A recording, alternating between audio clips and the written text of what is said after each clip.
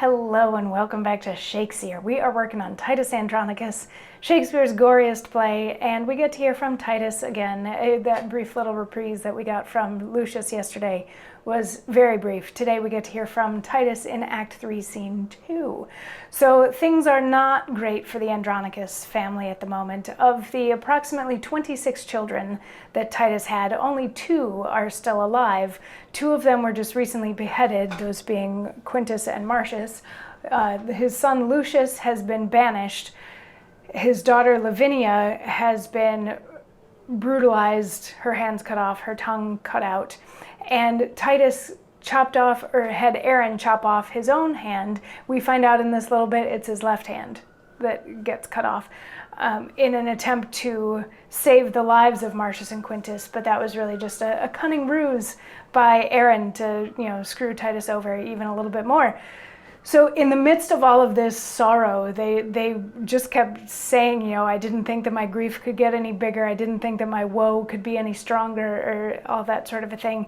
And then Marcus was like, we really should turn this into anger, turn it into fury, and we should act on all of this that we're feeling now instead of just having a monstrous pity party. So Titus is like, okay, yeah, I'm gonna get revenge for each of you that has been wronged. We're gonna do that. Lucius, you go off and find the Goths and raise an army to come back and fight against Rome. So Lucius does. We got to hear from him yesterday as he was saying farewell to his family and to his town.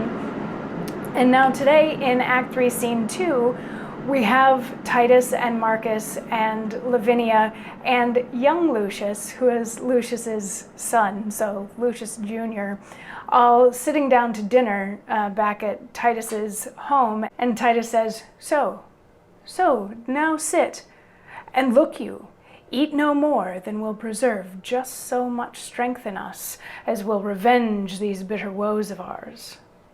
Marcus, unknit that sorrow wreathen not. Thy niece and I, poor creatures, want our hands, and cannot passionate our tenfold grief with folded arms.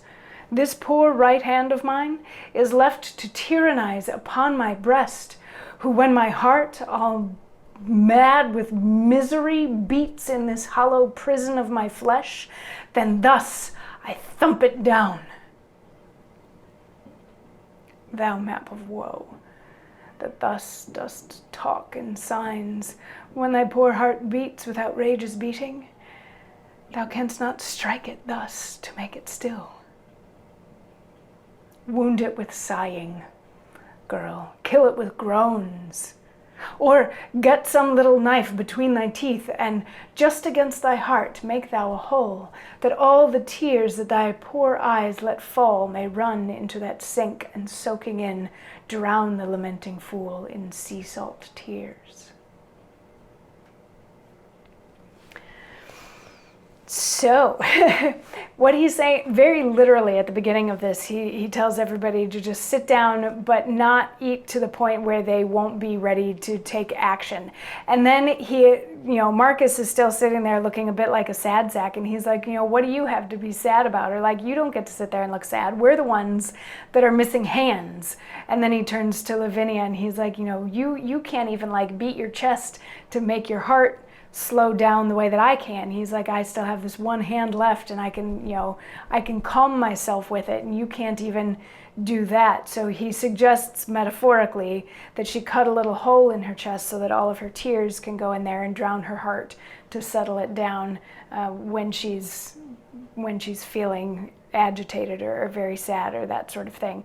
And I think it's interesting how many water metaphors Titus has. He talked about all of these waves of grief, and he compared himself to the sea and Lavinia to the sky, that they had to be sharing water and sharing their grief and that sort of thing. And now he's talking about tears drowning her heart to settle it when it gets too aggrieved, that sort of thing. So just interesting that he is so taken by the sea.